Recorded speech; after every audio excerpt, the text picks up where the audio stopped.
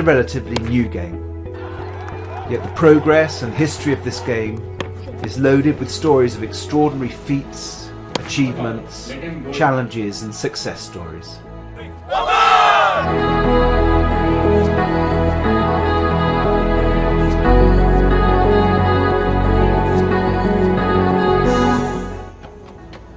From the lanes of Muttrah to the international stadium at Amrat, the journey has been spectacular. 6 decades ago, Oman started in the steps of progress in many spheres, including infrastructure and education. And now, a new interest gradually picked up among the lanes of Muttrah Souk. It was a game played with bat and ball. Very few people in Oman had seen or played this game.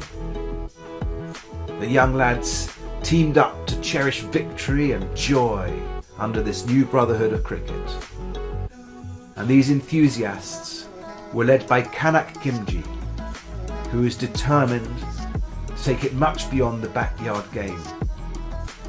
With Kanak Bai, as he was fondly called by one and all, was his most trusted friend, Madhu Jasrani. First I will start my school days cricket. How we used to play cricket in Muscat when there was nothing, no ground, no pitches, nothing was here. But still, as a small child, we used to have our team within us. And we play cricket at the gully cricket, we play all Muscat, we had no pitch, we used to play tennis cricket. And the stumps, you see what we keep, we had no proper stump, we keep the cartoon backside as a stump, cartoon or something we keep, and we play tennis cricket. If you go back into the early 60s, with my first memories of cricket in Oman was being played in the outskirts of Beit al-Falaj,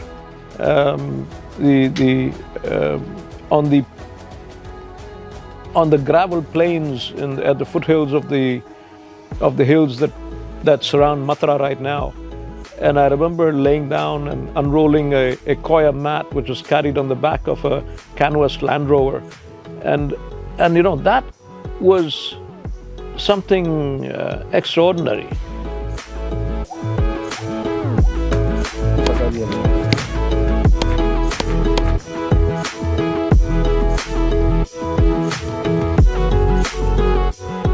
When we talk about cricket, we always have to go back to the days when we had only one ground in Oman, the PDO ground, and we saw most of the people were playing, companies were playing at that time, and that's where we also not only got involved, we started Omani team. PDO was the only ground, and gradually we went through. I mean, it basically started with one ground, then we got 4 or 5 grounds. We developed Omani team, 100% Omani team, and we always had a dream basically to have a proper sort of a structure. It took long, but Alhamdulillah, we have a nice proper structure right now as a full academy, thanks to the government, thanks to the support we receive from the financial companies also. It's unbelievable what we were playing in late 60s, early 70s on the tar road, in the wadis, with no proper ball, no proper bat, no proper stump. But we were continuing in such a way that we all had in our head to look into how to play the cricket in Oman. By the 1980s, the country had witnessed fast steps to progress under the wise leadership of His Majesty Sultan Qaboos bin Said. It was around this time that a young Pankaj Kimji made an entry into the corporate world. During the day, he looked after the family business, and at night and over the weekends, he worked tirelessly towards building the game he loved, cricket. Oman Cricket as an entity was formed in 1978 under the patronage of Muhammad Afzal and His Highness Said Abbas bin Faisal from the royal family, with the late Kanak Kimji as president and Madhu Jasrani as treasurer. The journey gathered speed, interest started growing, and cricket was gradually adopted by Asian schools and companies, both as a hobby and in professional tournaments. This period also witnessed a steady increase in the number of corporate cricket teams. Cricket in the 80s was very fiercely competitive corporate cricket, let's put it this way. There was the Taus team, which is basically the erstwhile Renaissance team, the MOD engineering team, and the Muscat team, of course, sponsored by Kimji Ramdas. And they were extremely competitive, great patriotism amongst the team players, but a lot of camaraderie between the team players. And since they were not really representing the country at any given time, those were the competitive spirit that came on from the corporate cricket was amazing.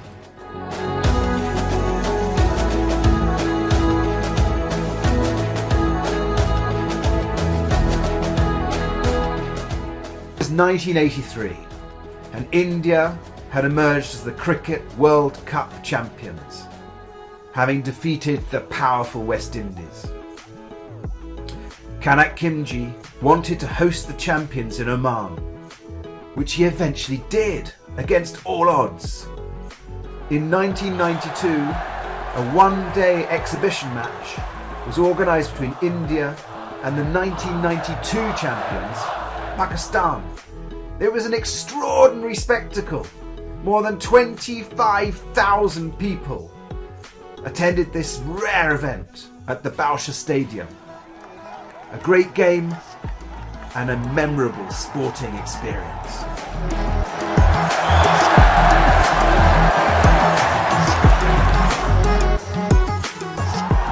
The game grew leaps and bounds with support from every corner. Soon girls and women also started to be part of this game, which had predominantly been played by men. The game became more inclusive, with women taking cricket all around the world. All support and training was made available to the women's team.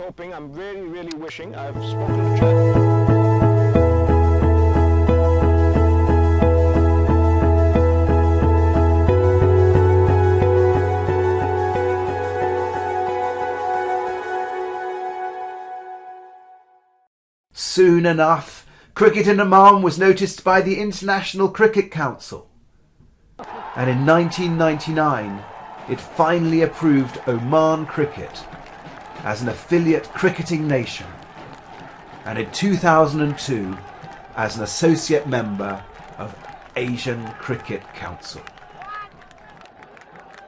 After getting the affiliate with the ICC and SCC. In SCC, first time they invited to make a team and participate within the SCC team and played in Singapore SCC Trophy.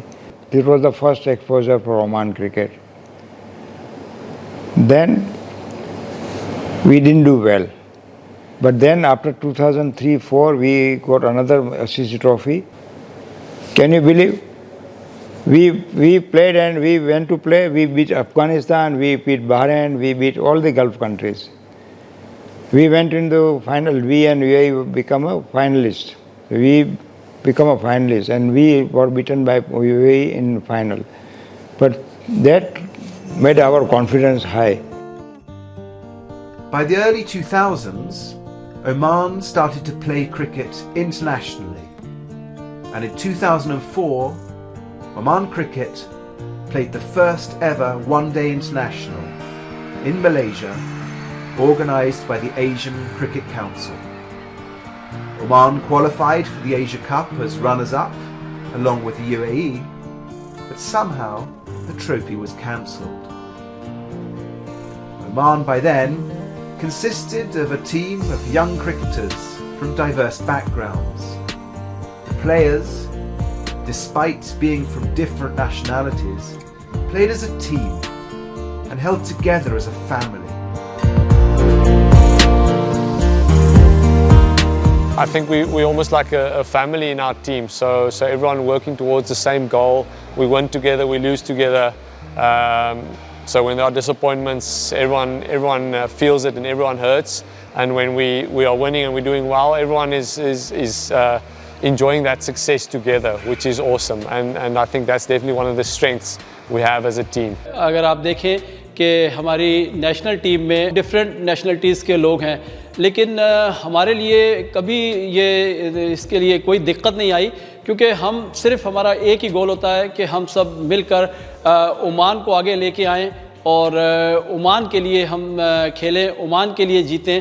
तो इसमें हमें कोई दुश्वारी नहीं होती। हमारे लिए तमाम nationalities, तमाम कम्युनिटी हमारे लिए जो भी ओमान में अंडर ओमान के फ्लैग के नीचे हैं, वो हमारे लिए सब एक हैं। The enthusiasm for cricket was picking up rapidly. In 2006, Oman Cricket was finally registered under the aegis of the Ministry of Sports. The year 2008 was a milestone, as a massive development changed the course of cricket in Oman. Oman Cricket was given a parcel of land in Al Amrat to build their cricketing infrastructure. It was a huge space, 63,000 square metres.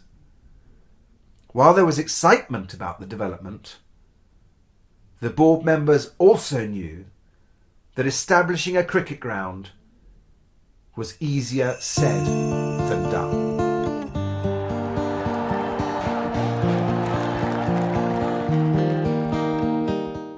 We were told that the Ministry of Sports has got a large bank of earth in Amarat, and that is where Oman Cricket will be allocated a large piece of land which will be good enough for 2 grounds. And we were elated because Amarat would mean that we would be there within 20 minutes, 15 minutes.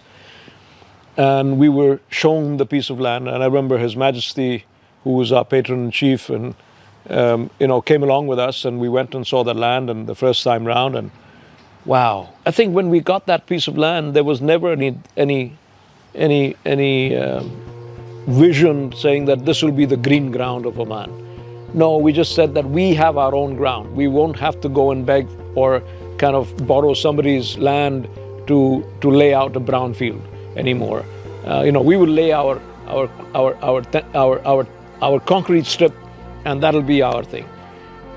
And we saw the stream, the Amarat Wadi, passing by, and we said, if only we could use this water to irrigate and water the green, we could bring it back into the stream, because the water will not go away anywhere. It will go back, percolate back into the stream, and it'll hardly make a difference. We worked with the local Wadi's office, we worked with the local municipality, and we said, right, can we please use this? And they said, right, we'll let you have it on the basis that if you get a direct connection of water, then you will let go of using the Wadi water. And he said, that's fine. So we got certain people to advise us, guide us, and we used a strain of paspalam which was readily available over here. And we used that to kind of grass the fields. We made sure that there was road properly and it had the right slope so that water wouldn't culminate on top of it. But it took us about 2 years from the time we started getting the ground to really getting it into a green surface.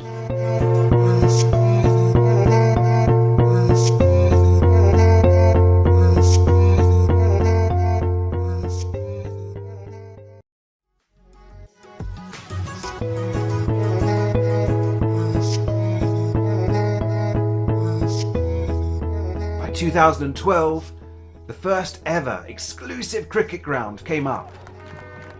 More matches started to be played. 3 pitches were gradually surrounded with modern infrastructure, floodlights and Bermuda grasses. 2014, the second ground was established. And by 2015, a highly experienced and world-renowned coach was appointed to train the national team. When I took over, it was, I think, they were in Division 5. And it was a big task, huge task to bring them up. And I was ready for the challenge. Then we started, and naturally there were a few setbacks on our way up to this stage. We came up, then went down, and then came up again. And for the last 4 to 5 years, it was only climbing. And at the start, I knew what was lacking, because when I saw the boys, I knew that they have cricket in them. But there was something lacking.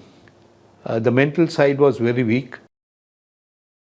I was concentrating more on their mental side than the cricket, because cricket they were doing quite well.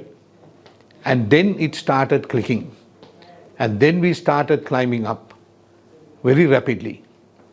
And in 2016, we achieved the first T20 World Cup we participated. And soon after that, we got the ODI status, which is another huge landmark for Oman. In 2018, the Oman Cricket Academy was inaugurated. A massive milestone for the development of the game in the years to come. Coaches were hired, and the academy witnessed a steady increase in young students. Ever since, the academy has been solely devoted to train the future generation. We want to take cricket to the grassroots, and we want to take cricket to the Omani schools. So we've got this cricket program approved by the Ministry of Education, which will allow our coaches to go to the Omani schools and teach them the intricacies about the sport. And the moment we do that, you will start seeing, the Omani, players, men and women both, coming forward to, contribute towards this fantastic journey that we have started for progress of Omani, of cricket in Oman. We have started visiting local Omani schools, and we have opened the academy, and it is free of charge to all the Omani boys. We concentrate a lot on developing Omanis into cricket. However, there were occasional roadblocks as well. In late 2020, Oman was scheduled to host Ireland and Australia in a bilateral series. The excitement was on, as international teams were to play in Oman for the first time ever. A huge win for Oman Cricket, should this go through. But days before the event was to begin, it was called off for reasons unknown. The board members were shattered. Everyone overcame this setback and jumped into preparing for the busy domestic season. Little did they know that this setback would be a stepping stone to something bigger, better, and unimaginable. Shot, shot, shot, shot, shot. Come on, cut him. In April and May 2021, India was severely hit with COVID-19. The much vaunted IPL had to be moved to the United Arab Emirates. Oman Cricket foresaw this, and after long board meetings, immediately approached the BCCI to host the T20 World Cup matches as an associate member of the ICC. The BCCI took their time to make up their minds. We knew that BCCI was actively considering and pursuing UAE as a possible destination for the World Cup, which had to be moved out of India for obvious reasons. IPL had already been moved, and we were saying, come on, this is one last chance that Oman has to convince both ICC and BCCI to consider Oman. And why shouldn't they, considering the fact that we are the only Asian associate nation to have qualified for the tournament? So one, the fact that we were the only Asian associate nation to qualify for the tournament. Number two, we did have a accredited a ground for international ODI, T20 and even test status. Then one thing led to another. On a rain-drenched, cloudy day in Oman, the BCCI officials, led by Sourav Ganguly, unveiled the World Cup trophy at the Oman Cricket ground. I remember Sourav Ganguly and Jay walked onto the ground. It was wet outfield, low-hanging clouds over the hills behind the clubhouse. And he said, "Pankaj, this reminds me of my days in Lancashire and playing county cricket in England." Everybody in Oman Cricket had never thought that we will be at this stage and we will be able to host ICC World Cup event. I think just about 8-10 days before, Mr. Pankaj Khimji, our chairman, he came and he said that on 16th July, Mr. Jay Shah, Ganguly, ICC officials, they are going to come here. They came here, they came with the World Cup trophy, and then they announced that yes, Oman will be co-hosting this event with UAE.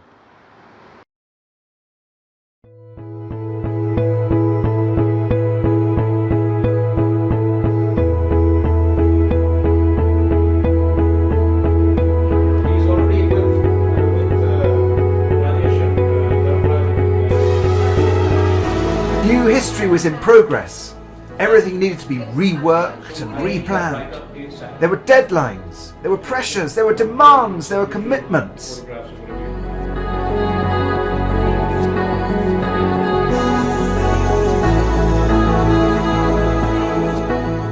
The infrastructure had to be overhauled several times.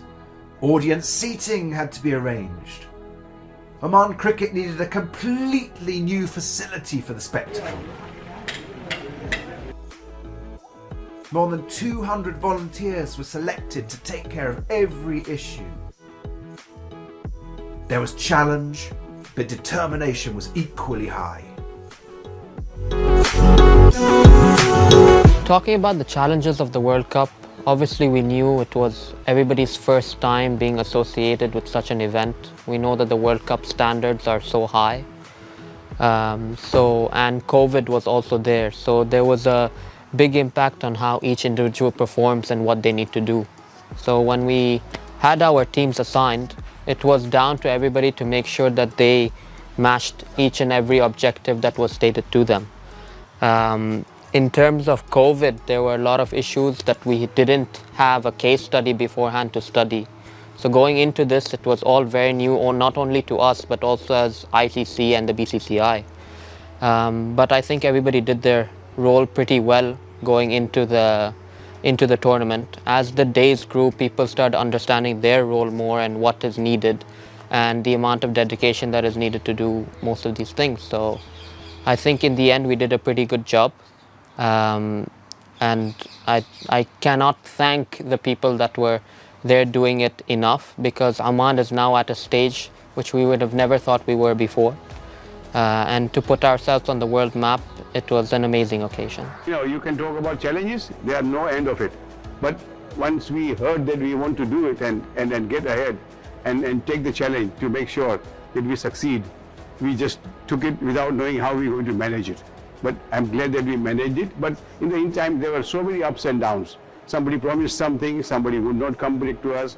So I do not know, what happened, but we are, alhamdulillah, everything went super good, and we finished the project with flying colors and the wonderful accolades from everybody. The biggest challenge that we felt was, that to host it within 91 days. When it started, we were just given this task that, you have to pull this off, 91 days to go. And, we were thinking that how are we going to make it happen? We did have challenges along the journey, such like, delays in, project and you can name it like it happens in any other project. But when the actual day arrived, when the first match, the opening ceremony of the World Cup was being hosted, it was a dream come true for all of us. And this is just the beginning of many years of exciting cricket ahead of us.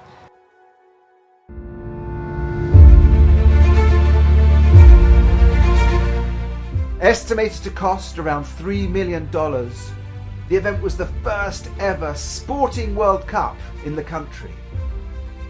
From a media centre to commentators' boxes, from pitches to VIP rooms and security, everything was prepared with the utmost care and devotion. Floodlights were upgraded to comply with international broadcast rules. Everyone pitched in their support. Before 2 months, ground was just having a 2 green ground. Nothing was there. Today you see the ground, everything is developed. You see the boxes, you see the grandstand, everything is coming up. Lights, the biggest challenge was the light. And today we have international lights, floodlights, 2,500 lux. And we put the new lights, and now is going to be both the ground going to be a floodlight, which is going to be another medal for Oman Cricket. And Oman Cricket is really proud for that. A project of this magnitude would have taken around 8 to 9 months to complete. Correct. We have actually got it done in 3 months. 3 months time, and all credit goes to the kind of relaxation we were actually given by the committee. Yes. We could achieve what we could basically within this 3 months. Yeah, and fit into the budget. Absolutely, absolutely. That is important thing. Absolutely amazing. And then that light fitting, we brought it with a chartered plane. Absolutely, absolutely. And it's chartered cargo. Absolutely. For the I mean, the kind of design element which went in, the kind of project management systems which we actually put in. Yeah. At a given time, we had almost around 30 contractors working at the site, managing 30 contractors at the helm of it. Small, big. Absolutely, absolutely. Hiya, cricket! So you could see some herring cracks over here. It's a good sign of a good pitch. So the way the pitch has behaved, commentators, all the captains there appreciated too much. So they said it's a perfect wicket for cricket, and a sporty wicket. With our wicket used to support all the always space bowlers, spinners and batsmen. You could see face bowlers are taking wickets. They are getting good carry, and also spinners have some purchase and some good 50s and good scores by batsmen also. Stadium was revamped. Support from every corner, including government and sponsors, was extended. This was a chance to put Oman on the sporting global map. Excitement was high, a massive milestone in the history of cricket in Oman. In 3 months' time, we achieved what we have today, and that is the reason why I am standing here, what we see now. So here we are after 1 full year of a dream, drama and excitement, and I think we're still quite excited, and the World Cup is still on. I think we're still recovering from what all happened, and sometimes you feel, did it really happen or it was just a mirage in the desert? The prestigious tournament was the first time Oman ever hosted a World Cup for a sports event. October 17th was the big day. Anxiety and excitement were in the air.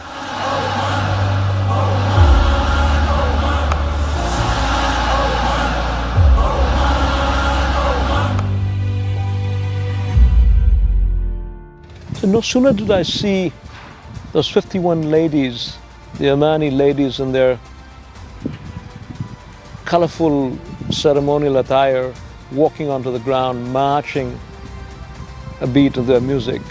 I think that sense of anxiety, the sense of nervousness kind of shed away immediately. And I said, I think our moment has arrived, and I think Oman has delivered the World Cup.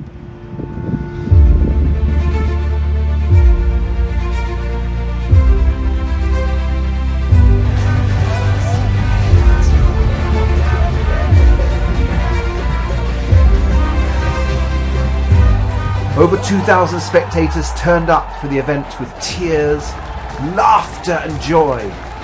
Fans from several cricketing nations enjoyed every single moment of the spectacle. The ground witnessed world-class players, excitement among people, and the birth of a new vision.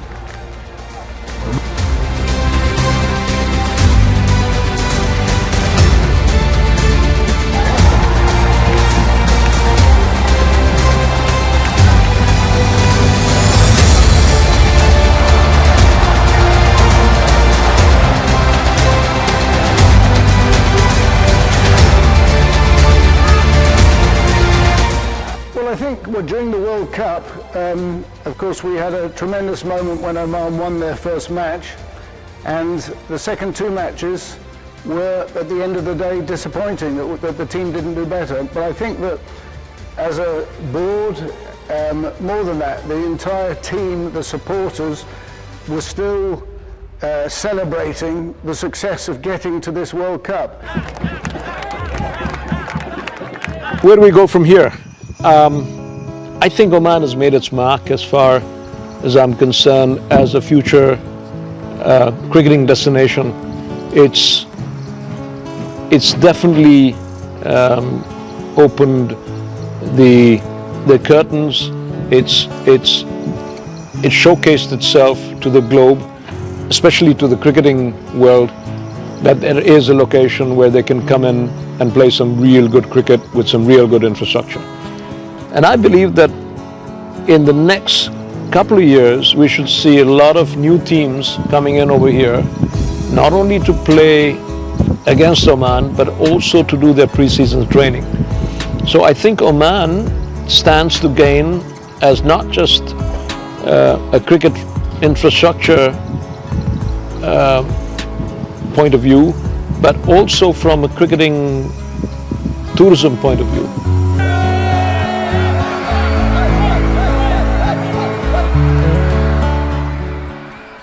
The journey of cricket in Oman has been filled with moments of thrill, excitement, success and failure. But more importantly, cricket has united people, irrespective of nationality and race, under the true spirit of sportsmanship. It's been a superb journey, a long journey, very arduous one. Lots of struggles, lots of hardships, lots of missed opportunities. It's been a fantastic story, a fantastic journey.